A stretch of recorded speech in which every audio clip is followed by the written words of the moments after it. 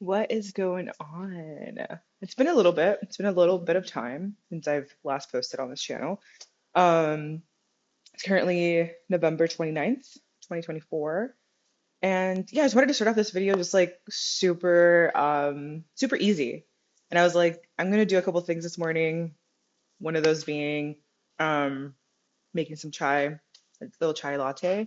So I was like, let me just pull out my handy dandy MacBook here and just record. I think sometimes me, myself, and I can get,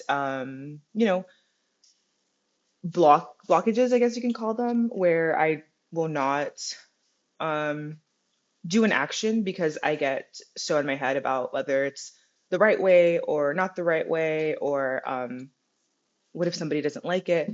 And I'm just kind of getting to that. Or I think I already got there, honestly.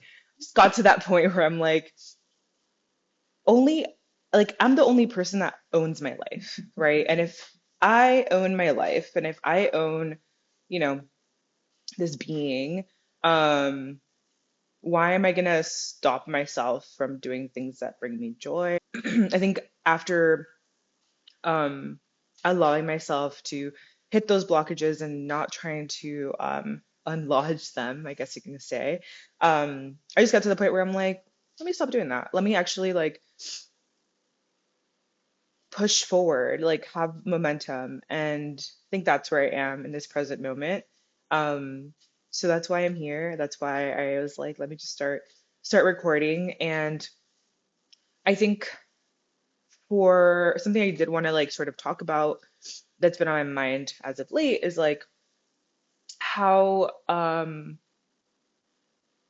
how you know us as people, we sort of sometimes like think we have to have everything figured out and we have to have this like, this one thing that not only brings us happiness, but it brings us money and it brings us, unlimited time with family and friends and loved ones. And um, it's supposed to create, right, this feeling of like, I've done it, like I'm here, I've made it. And I think for some people, like they do get to that point, and that's really cool. I think for many of us, like, um, there might not ever be that one thing. There might be many things. And I think that's really unique and special to sort of look at your life as maybe different books, right? Different books that you are writing in, just as you would journal. And maybe like each year you have a new journal. each chapter of your life or each like phase, each block of your life is going to bring you something completely different each time. And so sort of looking at your life and looking at what's in front of you as different buckets, different categories, different phases. Milo, what are you doing? My dog likes to just go to the bathroom and grab toilet paper, so just making sure he's not doing that. Um, so yeah, it's kind of the question of like, how can we look at our life as these these buckets, right? I think I heard a YouTuber recently, I think it was Max Tuning, he was kind of saying that like, every 5 years for him specifically, there's like a big event. Like there's growth, there's failure, there's meeting somebody, there's traveling some, you know what I mean? So for him, it's like these 5 year increments of either intense focus, intense play, maybe intense love, whatever it is, right? Don't necessarily have to categorize and label everything, but I think when you start to take a step back, you're like, wow, like I have done a lot. I have accomplished a lot. It might not seem like it because we live in this, very immediate sort of what's in front of me is what's real and whatever everything that happened in the past, like we don't necessarily always attribute it to like all the actions that we took, all of the bravery that we had to have, right, to keep moving forward. So with all that being said, um, I've been thinking a lot about, what does my life, right, sort of look like going forward? And um, right now I work part-time as a PM.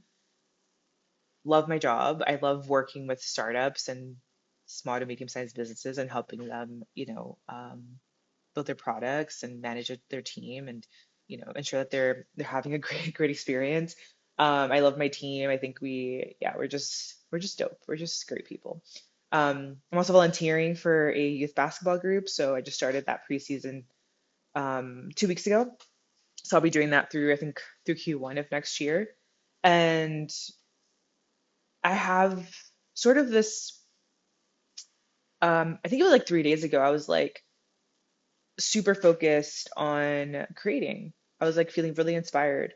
And, I kind of like sat down, started to sort of focus on this like main idea, which revolves around youth basketball and what my impact can be in that space, given my experience, also given the things that I don't know, right? Am I the right person to bring this sort of like solution or project to life?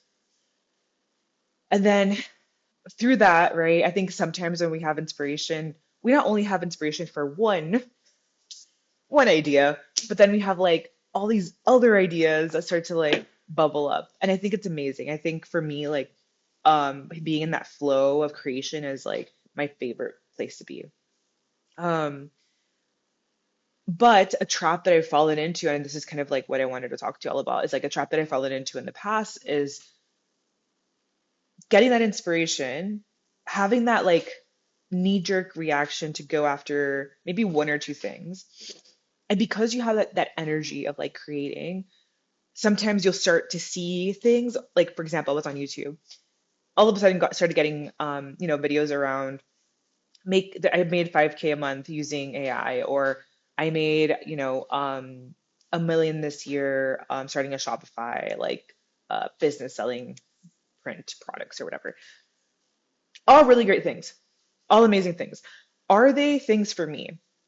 That's the question, right? They're probably not. They're probably not how I necessarily want to like um navigate this next chapter because I've done that in the past, right? Where I've kind of just tried to like get the quick win. I've tried to, fall back on my technical skills and my project management, product management skills, and sort of like drop my passions to increase my funds or increase how much money I'm making. Every time I've done that, I have not been any happier. I will say that. Um, I've only been more not stressed, but like down, I guess, because I kind of then put myself in a hole where I'm just chasing. I'm just chasing the dollars, right? At that point, I'm not necessarily with the choices that I made. I wasn't necessarily making like the fulfilling impact that I wanted to make. So 3 days ago, kind of got into that space of like, all right, here's the momentum. Let's go get it. Like this is my one focus. Started kind of getting like inundated with all these other things that I could do. And of course, at night, I'm trying to go to sleep. I'm having all these ideas and blah blah blah. And I started writing them down, and some of them are tying back, right? They're tying back to this original idea around, how can we create more opportunity in like youth basketball, specifically for young girls who are already underrepresented in the sport, but not only from a sports perspective, but also from like a personal skills perspective and like a mental health perspective, and how do we help their parents ensure that they can like make practice and purchase equipment and how do we ensure that they're practicing outside of these weekly like sessions that we're having? So there are a few ideas tied to that. And then there were like, 4 or 5 ideas tied to like content or building a community or, you know, I went from like working full time to now working part time intentionally. What does that look like? How do you do it? Am I the right person to like put that content out there? So why I'm sharing this is because like again, this is kind of an example, and you've probably been in this space before, where like you kind of get into this analysis paralysis where now I'm like this morning I woke up and I'm like, I wrote everything down in my Fig Jam. I have Linear as well, just popped it all in there too, just for like tracking purposes. I was like, okay, so these are all great, but we really need to think about like what I actually have time for. What do I want, right? And how much how much am I willing to suffer to get what I want? And that last question, actually, I like heard that question. I think it was a couple days ago from I think it was Bill Bestwick. He did an interview with the Mulligan brothers, and he was like, when you have a drive for something or you don't know what to do with your life, like ask yourself these 3 questions: What do you want? How bad do you want it? And are you willing to suffer to get it, right? And I think when you think of the word suffer, we can go extreme here, guys, but let's think about it from the perspective of like maybe you're not going to be able to like go out as much as you were before. Maybe you won't be able to read. Maybe you really love reading, and now because you're going to pursue this like project, you don't have any time to read books. You don't have any time to listen to audiobooks. You're going to be on calls all day with people trying to like get them to like buy into what you're doing. So like when I think of suffering, I think of it that way. Of course, there's other many ways to think about this, but I'm trying to just like not fill my head with all of the potential possibilities, just like the ones that came to mind immediately from just past experiences. Um, and so those are the 3 questions that like for me, I'm going to be asking myself very seriously, especially specifically today, because it's coming up to the end of the year.